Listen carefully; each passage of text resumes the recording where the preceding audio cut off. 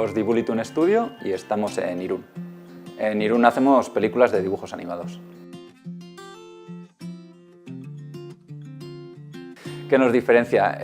Yo creo que nos diferencia que hacemos películas dedicadas a los niños, exclusivamente a los niños, y nos preocupan mucho los contenidos de nuestras películas. Nuestro mayor éxito yo creo que ha sido Yoko. Yoko es una serie de televisión de dibujos animados que se está viendo ahora mismo en todo el mundo. ¿Cómo nos imaginamos dentro de 5 años? Pues no lo sé. Esperemos que siguiendo, por lo menos, haciendo lo que nos gusta, que es lo que hacemos ahora. Podríamos decir que somos un estudio de película.